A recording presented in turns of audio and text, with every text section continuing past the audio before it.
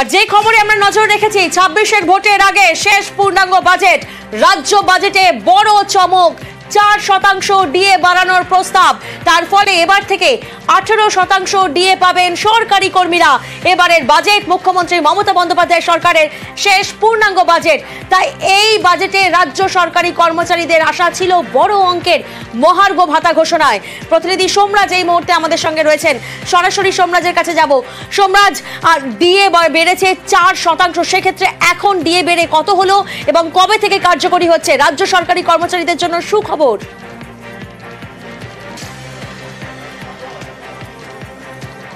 দেখো, অবশ্যই আজকের বাজেটে যা ঘোষণা করা হলো তা হলো রাজ্য সরকারি কর্মচারীদের জন্য আরও 4% ডিএ বাড়ানো হচ্ছে। চলতি বছরের 1 এপ্রিল থেকে তা কার্যকর করা হবে এবং এর দরুন রাজ্য সরকারি কর্মচারীদের ডিএ বেড়ে হলো 18%। কেন্দ্রের সঙ্গে ফারাক আরও কমে গেল 4%। রাজ্য সরকারি কর্মচারীদের এই ডিএ বাড়ার যে ঘোষণা 4%, অবশ্যই সরকারি কর্মচারীদেরও দীর্ঘদিনের দাবি ছিল তারা যে এই বাজেটে তাদের ডিএ বাড়ানোর ঘোষণা করা হোক। তার কারণ কেন্দ্র সরকার একদিকে 8ম পে কমিশন গঠন করেছে, ফলত এক্ষেত্রে তাদের আশা ছিল যাতে রাজ্য বাজেটে তাদের ডিএ বাড়ানোর ঘোষণা করা হোক। এবং অবশ্যই আজকের বাজেটে সবথেকে বড় চমক যে রাজ্য সরকারি কর্মচারীদের এই 4% ডিএ বাড়ানোর ঘোষণা চলতি বছরের 1 এপ্রিল থেকেই তা কার্যকর করা হবে, তেমনটাই রাজ্য বাজেটে জানানো হয়েছে।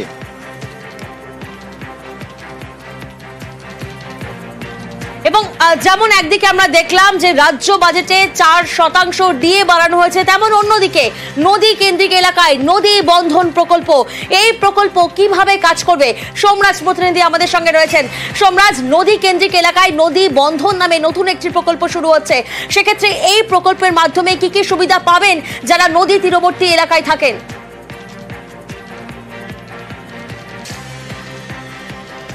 দেখো, প্রথমত এই নদী বন্ধন এই প্রকল্প একদমই নতুন প্রকল্প এবং এই প্রকল্পের জন্য রাজ্য সরকার 200 কোটি টাকা ঘোষণা করেছেন। নদী কেন্দ্রিক এলাকাগুলির উন্নয়নের জন্য এই প্রকল্প করা হচ্ছে। এই প্রকল্প আগামী দিনে কিভাবে কার্যকর হবে বা কিভাবে কাজ হবে তার জন্য রাজ্য সরকারের তরফে একটি এসওপি তৈরি করা হবে এবং সেই এসওপি অনুযায়ী নদী কেন্দ্রিক মানুষের উন্নয়নের জন্য এই কাজ হবে। বিশেষত নদী তীরবর্তী অঞ্চলগুলির উন্নয়ন হবে এই প্রকল্পের মাধ্যমে, রাজ্য বাজেটে তেমনটাই জানানো হয়েছে। এবং সূত্র মারফত যেটা জানানো হচ্ছে, আগামী দিনে এই পরিকল্পনাকে কিভাবে সাজানো হবে তার জন্য রাজ্য সরকার এসওপি তৈরি করবে, একটি পলিসি তৈরি করবে, সেই পলিসি অনুযায়ী এই নয়া প্রকল্প কাজ শুরু করা হবে একেবারে। এবং অন্যদিকে আরো একটি বিষয়ের দিকে নজর রাখবো, মুড়ি গঙ্গা নদীর উপর সেখানে গঙ্গাসাগর সেতু, সেই সেতু কেমন হবে তার নকশা ইতিমধ্যেই সবাই দেখেছেন, কিন্তু সেই সেতুর জন্য বরাদ্দ হয়েছে 500 কোটি টাকা এই বাজেটে। সোমরাজ,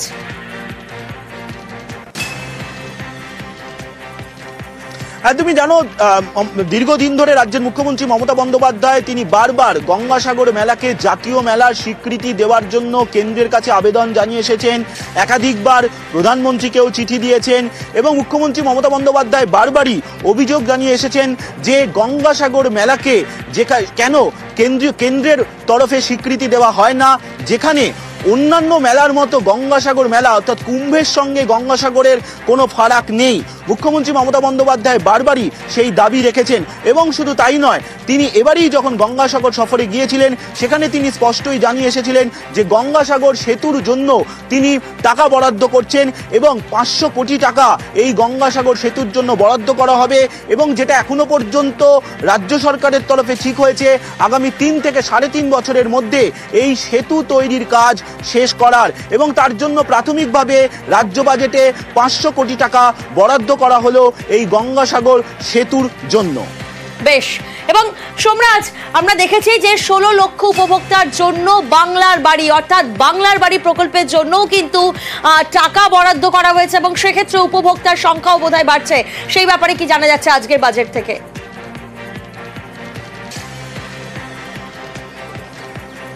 দেখো, বাংলার বাড়ি যে প্রকল্পে রাজ্য সরকার যারা গ্রামীণ আবাস যোজনার তালিকায় ছিলেন, যাদের কেন্দ্র টাকা দিচ্ছে না, মুখ্যমন্ত্রী মমতা বন্দ্যোপাধ্যায় বারবারই অনুরোধ জানিয়ে কেন্দ্রকে চিঠি লিখেছিলেন যাতে এই গ্রামীণ আবাস যোজনার তালিকায় যারা রয়েছেন তাদের যাতে কেন্দ্রের যে শেয়ার, সেই শেয়ার যাতে ছাড়া হয় কেন্দ্রের তরফে।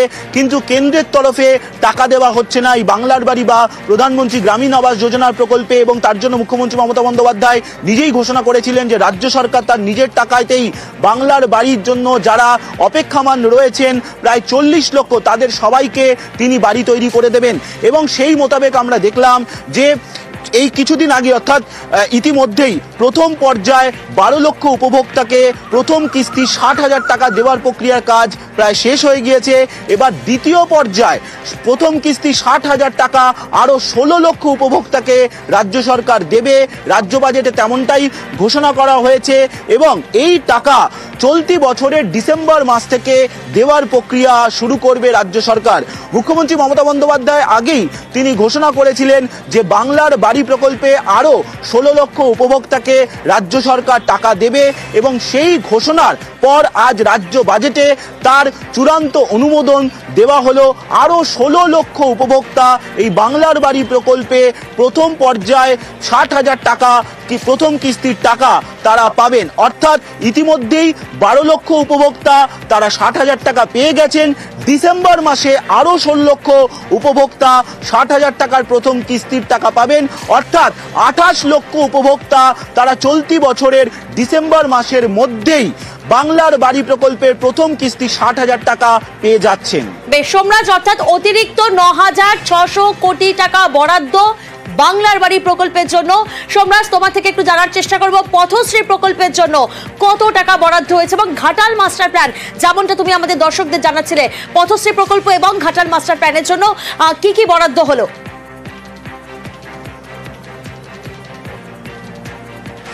দেখো, বারবারই যেটা এই বাজেটে অন্যতম নজর ছিল তা হচ্ছে গ্রাম উন্নয়ন। কারণ 2026-এর বিধানসভা নির্বাচনের আগে এটি হচ্ছে এই সরকারের পূর্ণাঙ্গ বাজেট। ফলত গ্রাম উন্নয়ন যে অন্যতম গুরুত্ব পাবে এই বাজেটে তাতে কোনো সন্দেহ ছিল না, এবং সেই কারণে পথশ্রী প্রকল্পে 15,000 কোটি টাকা বরাদ্দ করলো, 1500 কোটি টাকা বরাদ্দ করলো রাজ্য। 37,000 কিলোমিটার গ্রামীণ রাস্তা তৈরি হবে। প্রধানমন্ত্রী গ্রামীণ সড়ক যোজনায় কেন্দ্র টাকা বন্ধ করে রেখেছে, তা নিয়ে বারবার সরব হয়েছেন মুখ্যমন্ত্রী মমতা বন্দ্যোপাধ্যায়। তারপর রাজ্য তার নিজের টাকাতেই গ্রামীণ রাস্তা তৈরি করবে ঘোষণা করেছিলেন মুখ্যমন্ত্রী মমতা বন্দ্যোপাধ্যায়, এবং সেই মোতাবেক পথশ্রী 1, পথশ্রী 2 এবং পথশ্রী 3-এর কাজ ইতিমধ্যেই চলছে। আর পথশ্রী 4-এ এই 1500 কোটি টাকা রাজ্য বরাদ্দ করলো। আগামী ডিসেম্বরের মধ্যেই এই যে 37,000 কিলোমিটার গ্রামীণ রাস্তা তৈরি হবে তার কাজ শেষ করার টার্গেট দেওয়া হতে পারে, তেমনটাই সূত্র মারফত খবর। ফলত সব মিলিয়ে এই বাজেটে গ্রাম উন্নয়নকেও যথেষ্ট গুরুত্ব দেওয়া হলো। তার সঙ্গে ঘাটাল মাস্টার প্ল্যানকে বাস্তবায়ন করার জন্য 500 কোটি টাকা বাজেটে বরাদ্দ করার ঘোষণা অর্থ দপ্তরের প্রতিমন্ত্রী চন্দ্রিমা ভট্টাচার্য ইতিমধ্যেই ঘোষণা করেছেন। এই ঘাটাল মাস্টার প্ল্যানকে কেন্দ্র করেও বারবার কেন্দ্রের কাছে চিঠি লিখেছিলেন মুখ্যমন্ত্রী মমতা বন্দ্যোপাধ্যায়। তুমি জানো, নীতি আয়োগের বৈঠকেও রাজ্যের তরফে বলা হয়েছিল এই ঘাটাল মাস্টার প্ল্যান তৈরি করার জন্য কেন্দ্রের তরফে টাকা দেওয়ার, কিন্তু কেন্দ্রের তরফে কোনো টাকা দেওয়া হচ্ছে না এই ঘাটাল মাস্টার প্ল্যানকে। তারপর মুখ্যমন্ত্রী মমতা বন্দ্যোপাধ্যায় নিজেই ঘোষণা করেছিলেন এই ঘাটাল মাস্টার প্ল্যান রাজ্য তার নিজের টাকাতেই করবে। ইতিমধ্যেই তার কাজ শুরু হয়েছে। চলতি অর্থবর্ষের জন্য আরও 500 কোটি টাকা এই ঘাটাল মাস্টার প্ল্যানের জন্য বরাদ্দ করা হয়েছে। এর দরুন এই কাজের গতি আরও বাড়বে বলেই মনে করা হচ্ছে। সোমরাজ, তুমি আমাদের সঙ্গে থাকো, আমরা আমাদের দর্শকদেরকে আরো একবার জানাবো আজকের বাজেটে কি কি ঘোষণা হচ্ছে।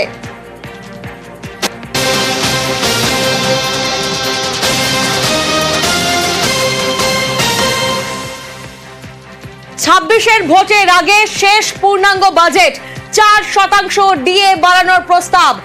এবার 2026 সালের বিধানসভা নির্বাচনের আগে এবারের বাজেট মুখ্যমন্ত্রী মমতা বন্দ্যোপাধ্যায় সরকারের শেষ পূর্ণাঙ্গ বাজেট। আর এই বাজেটে রাজ্য সরকারি কর্মচারীদের জন্য সুখবর, রাজ্য সরকারি কর্মীদের ডিএ বাড়ল। 2025-এর 1 এপ্রিল থেকে কার্যকর হবে। রাজ্য সরকারি কর্মীদের ডিএ এবার বেড়ে 18%। পাশাপাশি নজর রাখবো পথশ্রী প্রকল্পে 1500 কোটি বরাদ্দ করা হয়েছে। 26-এর ভোটের আগে শেষ পূর্ণাঙ্গ বাজেট, আর এই বাজেটে পথশ্রী প্রকল্পের জন্য 1500 কোটি টাকা বরাদ্দ করা হয়েছে। ঘাটাল মাস্টার প্ল্যানে 500 কোটি টাকা বরাদ্দ করা হয়েছে।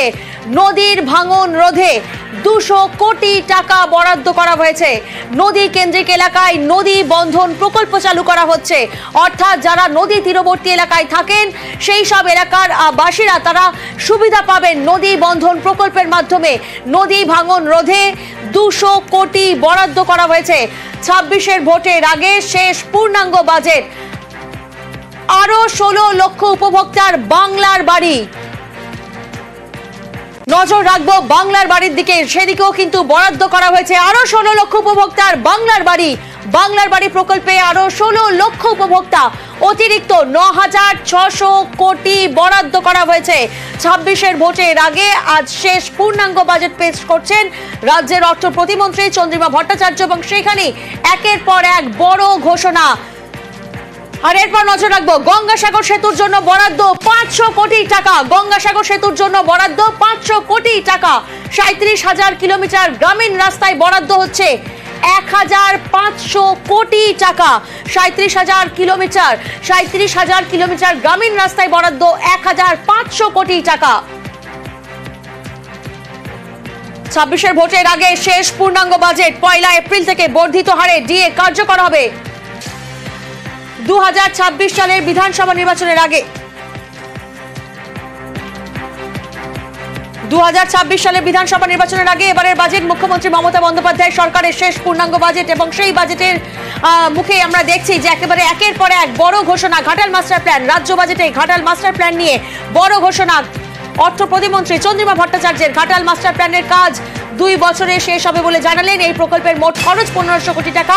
এবারে রাজ্য বাজেটে বরাদ্দ করা হলো মোট 500 কোটি টাকা। আমরা দেখেছিলাম এই বাজেট নিয়ে প্রত্যাশা ছিল, জনমুখী প্রকল্প থেকে শুরু করে কর্মসংস্থান, মহার্ঘ ভাতা নিয়ে প্রত্যাশা ছিল। প্রতিনিধি সোমরাজ এই মুহূর্তে আমাদের সঙ্গে রয়েছেন, সরাসরি সোমরাজের কাছে একবার যাব। সোমরাজ, আমরা দেখেছি যে আজকের এই বাজেট পেশের আগে প্রত্যাশা ছিল সাধারণ মানুষ থেকে শুরু করে রাজ্য সরকারি কর্মীদের। আরো একবার তোমার থেকে জানার চেষ্টা করব আজকের এই বাজেটে কি কি ঘোষণা হলো।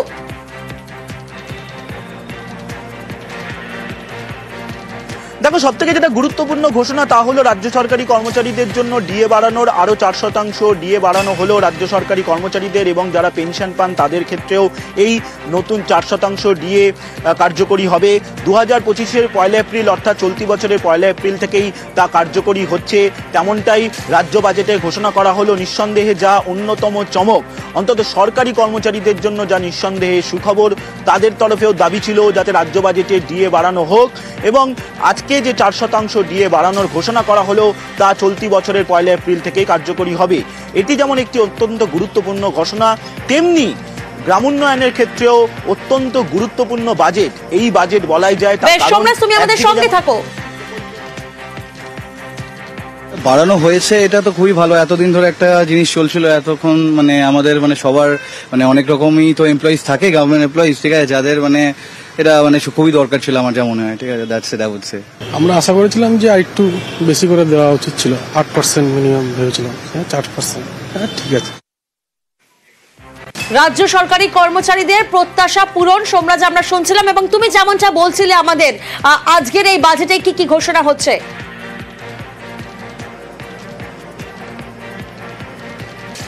দেখো, একদমই যেটা তোমাকে বলছিলাম যে সরকারি কর্মচারীদের জন্য 4% ডিএ বাড়ানো যেমন অত্যন্ত গুরুত্বপূর্ণ ঘোষণা, তেমনি গ্রামোন্নয়নকেও কিন্তু যথেষ্ট গুরুত্ব দেওয়া হলো এবারের বাজেটে।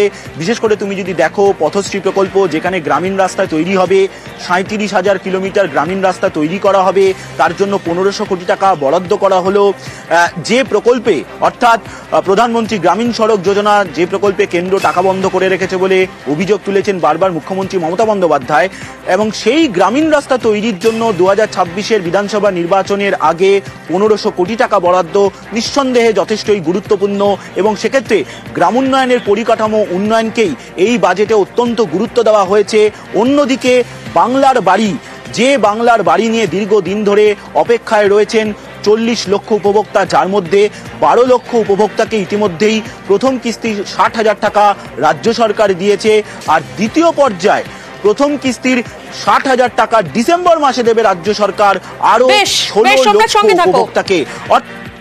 খুব খুশি আমি। Kaveri Sau, thank you.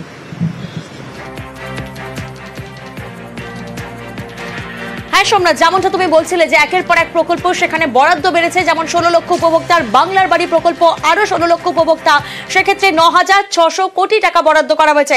সোমনাথ, গঙ্গাসাগর সেতুর জন্য কি বরাদ্দ রয়েছে?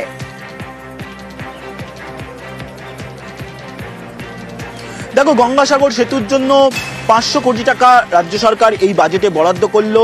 অবশ্যই আগামী 3 বছরের মধ্যে এই গঙ্গাসাগর সেতু তৈরির কাজ শেষ করার টার্গেট নিয়েছে রাজ্য, এবং তাকে মাথায় রেখেই 500 কোটি টাকা বরাদ্দ নিঃসন্দেহে যে প্রাথমিক কাজ, অর্থাৎ রাজ্য সরকার যে এই সেতু তৈরির কাজের গতি বাড়ানোর জন্য যথেষ্টই গুরুত্ব দিচ্ছে, এই বরাদ্দ দেখে তা স্পষ্ট। মুখ্যমন্ত্রী মমতা বন্দ্যোপাধ্যায় যখন গঙ্গাসাগর মেলার আগে প্রস্তুতি খতিয়ে দেখতে গিয়েছিলেন, সেই সময় তিনি জানিয়ে এসেছিলেন যে গঙ্গাসাগর সেতুর জন্য রাজ্য সরকারের ঘোষণা বাজেটে থাকবে, এবং সেই মোতাবেক গঙ্গাসাগর সেতুর জন্য এই 500 কোটি টাকা বরাদ্দ নিঃসন্দেহে একটা দিকে ইঙ্গিত দেয় যে এই গঙ্গাসাগর সেতুর কাজের গতি বাড়াতে চায় রাজ্য এবং দ্রুত এই সেতুর কাজ শেষ করতে চায়। তার জন্যই প্রাথমিকভাবে 500 কোটি টাকা এই গঙ্গাসাগর সেতুর জন্য বরাদ্দ করা হলো। পাশাপাশি আরও গুরুত্বপূর্ণ বেশ কয়েকটি ক্ষেত্রে বরাদ্দ করা হয়েছে, যার মধ্যে অন্যতম ঘাটাল মাস্টার প্ল্যান, তার জন্য 500 কোটি টাকা রাজ্য বাজেটে বরাদ্দ করা হয়েছে, যা 2026-এর বিধানসভা নির্বাচনের আগে যথেষ্টই গুরুত্বপূর্ণ। তার কারণ এই ঘাটাল মাস্টার প্ল্যান নিয়ে বারবার কেন্দ্রের কাছে আর্থিক দাবি করেছিলেন রাজ্য, কিন্তু কেন্দ্রের তরফে কোনো আর্থিক সহযোগিতা করা হয়নি, তেমনটাই অভিযোগ রাজ্যের। তারপর মুখ্যমন্ত্রী মমতা বন্দ্যোপাধ্যায় স্পষ্ট জানিয়েছিলেন যে রাজ্য সরকার নিজের টাকাতেই ঘাটাল মাস্টার প্ল্যান করবে, এবং সেই মোতাবেক এই অর্থবর্ষে আরও 500 কোটি টাকা ঘাটাল মাস্টার প্ল্যানের জন্য বরাদ্দ করা হলো। নিঃসন্দেহে এটা স্পষ্ট এই অর্থ বরাদ্দ দেখে যে ঘাটাল মাস্টার প্ল্যানের কাজের গতি আরও বাড়াতে চাইছে রাজ্য, এবং তাকে মাথায় রেখেই এই 500 কোটি টাকা বরাদ্দ নিঃসন্দেহে গুরুত্বপূর্ণ। পাশাপাশি আরও বেশ কিছু ক্ষেত্রে বরাদ্দ বাড়িয়েছে রাজ্য। তার মধ্যে অন্যতম গুরুত্বপূর্ণ প্রকল্প রয়েছে নদী কেন্দ্রিক জেলাগুলির জন্য, বা বিশেষ করে নদী কেন্দ্রিক এলাকার মানুষের উন্নয়নের জন্য 200 কোটি টাকা বরাদ্দ করা হয়েছে, এবং নদীর ভাঙন আটকানোর জন্য কিন্তু যথেষ্ট গুরুত্বপূর্ণ একেবারে, এবং সেক্ষেত্রে নতুন প্রকল্প চালু করা হয়েছে সোমরাজ। কিন্তু আমরা শুরু থেকেই নজর রেখেছি রাজ্য সরকারি কর্মীদের জন্য বড় খবর, ডিএ বাড়লো 4%। সোমরাজ, সেক্ষেত্রে কবে থেকে কার্যকরী হচ্ছে আরো একবার আমাদের দর্শকদের জন্য যদি তুমি জানাও।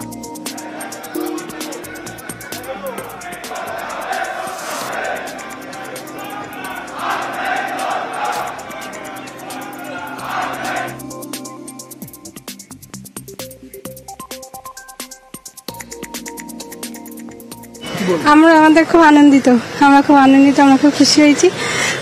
দিদির কাছে মানে খুবই কৃতজ্ঞ, অতিথি আমাদের বাড়িয়েছে, আমাদের খুব আনন্দ।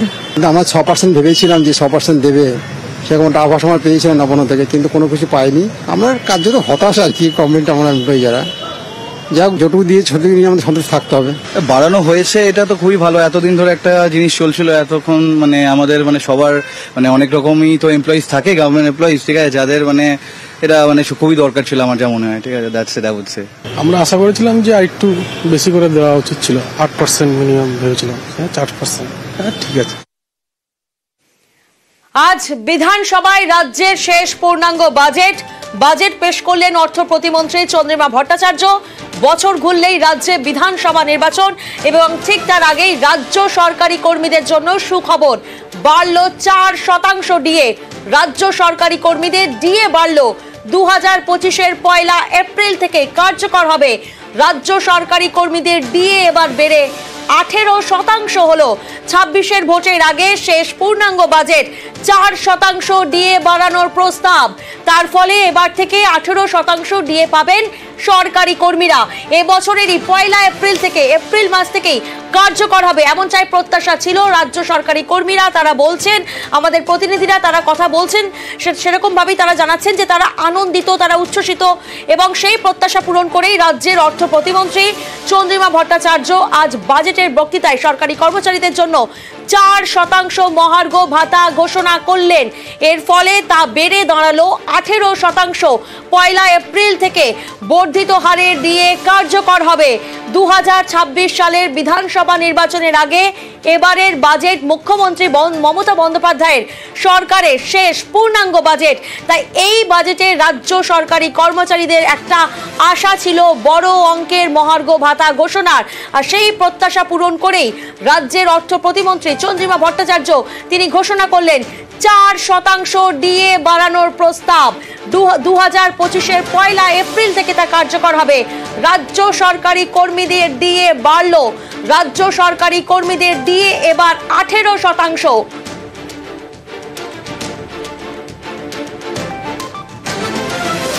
সোমরাজ প্রতিনিধি আমাদের সঙ্গে রয়েছেন, সরাসরি সোমরাজের কাছে যাব। সোমরাজ, এই ঘোষণার পর রাজ্য সরকারি কর্মীরা তারা রীতিমতো আনন্দিত, উচ্ছ্বসিত। কবে থেকে কার্যকর হচ্ছে? আমরা জানি যে 1 এপ্রিল থেকে কার্যকর হচ্ছে, সেক্ষেত্রে বেড়ে কত শতাংশ হলো?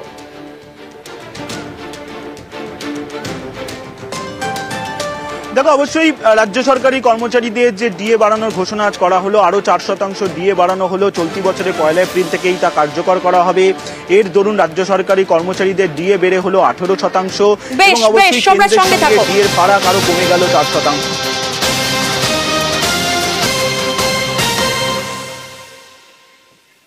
আর এই মুহূর্তে যে ছবি আপনারা দেখছেন, বিজেপির ওয়াকআউট। একদিকে আমরা দেখলাম যে 26-এর ভোটের আগে শেষ পূর্ণাঙ্গ বাজেট পেশ করলেন রাজ্যের অর্থ প্রতিমন্ত্রী চন্দ্রিমা ভট্টাচার্য। বাজেটের বিরোধিতায় বিজেপির ওয়াকআউট। আরো একবার আপনাদেরকে জানাবো, বাজেটের বিরোধিতায় বিজেপির ওয়াকআউট। একদিকে 26-এর ভোটের আগে শেষ পূর্ণাঙ্গ বাজেট, আর সেই বাজেট পেশের পরেই বিরোধিতায় বিজেপি, বঙ্গ বিজেপির বিরোধিতা, বিজেপির ওয়াকআউট। যে ছবি এই মুহূর্তে আপনারা দেখছেন, একদিকে আমরা দেখলাম 26-এর ভোটের আগে শেষ পূর্ণাঙ্গ বাজেট পেশ করলেন রাজ্যের অর্থ প্রতিমন্ত্রী চন্দ্রিমা ভট্টাচার্য, এবং তারপরেই